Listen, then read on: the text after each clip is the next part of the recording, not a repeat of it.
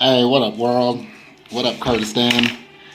So I'm making this video because there's been a lot of talk about a referendum coming here in Kurdistan for an independent and free Kurdistan.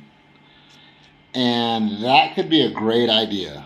That could be an amazing idea. That could also go horribly wrong. I'm a guest here. I'm lucky to be here. And I'm just giving you what I see as an outsider looking in. My opinion has zero bearing on the future of Kurdistan. It's just one man's opinion about what I see. I'm torn for a couple of reasons. One is because right now Kurdistan doesn't even have a common language. Parts of the country speak Sorani, parts of the country speak Badini. These are the two main languages. But there's also Kumanji and another fourth language that's spoken in Syria. So, I mean, in order for Kurdistan to be a functioning country, there needs to be one language. The currency. What's the currency going to be? What is the currency going to be? You can't use the Iraqi dinar anymore because you got your own country. You could use it, but I mean, I'm assuming you'd want your own money. Where's it going to be printed? Where's it going to be made? How are you going to get it in? Next thing would be, who's going to be the president? Who's going to be the president? I don't think the PUK and Mama Jalal are going to be fighting for a Barzani presidency. This is a big one. Kirkuk. Is Kirkuk going to go to Iraq? Is Kirkuk going to go to Kurdistan? Of course, Kurdistan says, we want Kirkuk. And, I mean, there's a lot of Kurdish people living in Kirkuk. And Kirkuk has a dump load of oil.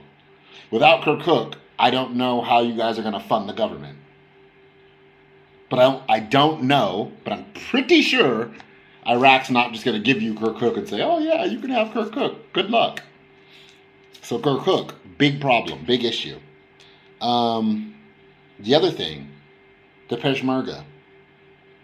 Probably the best fighters easily in the region. Now, I haven't seen the Iranians or the Iranian Guards fight, but these Peshmerga are pretty hardcore. Problem is, they don't have an air force. If Iraq, if Turkey, if Syria decides to bomb Kurdistan, there's no air force to stop them. As gangster, as hardcore as the Peshmerga are, there's no air force to stop aerial bombardment.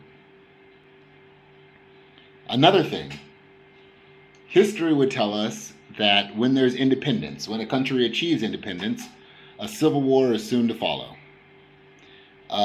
In 1991, I believe, and 1994, there was a civil war between the PUK and the KDP. And this is Kurdish people killing Kurdish people. If you're going to have a free and independent Kurdistan, there has to be unity. It has to come together. And the way I see it now, Sulaymaniyah doesn't so much like Dahuk. Dahuk doesn't so much like Sulaymaniyah. And if Turkey, or if Iran, or if Iraq can either pull Sulaymaniyah away or pull Dahuk away, they've already split the country in half before it became one.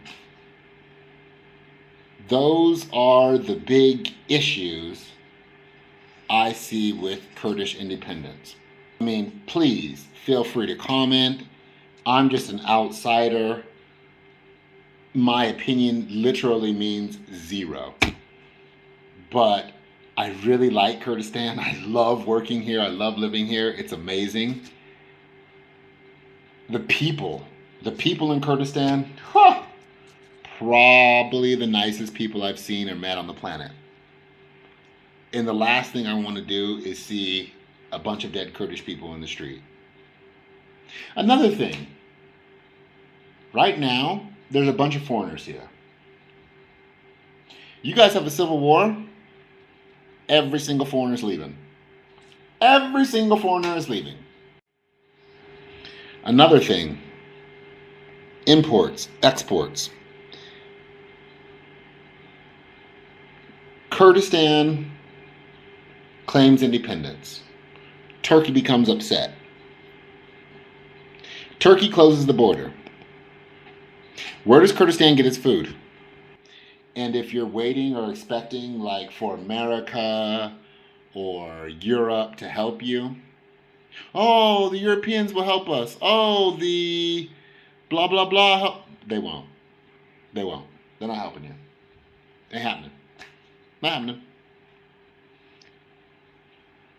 I don't see, I might be wrong.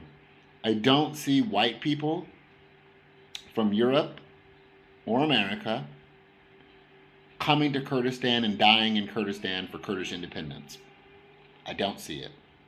They didn't come when Daesh was throwing Yazidis off roofs.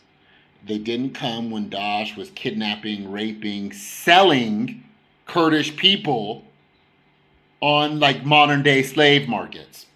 Didn't come. Didn't come when Daesh was rolling through the northern part of the country. When did America and Europe get intertwined or get involved? When they started cutting off the heads of white people. There were 2 or 3 journalists and a Japanese guy, a journalist, who got their heads cut off. Whoa, can't have this. Gotta go help. Americans aren't sending young Americans to die for Kurdistan because America doesn't get anything out of it. Germany, France, Belgium, wherever, they're not sending their soldiers over here to fight and die and get nothing out of it. It's an ugly world. They should, because Kurdistan's amazing. I just don't see it happening.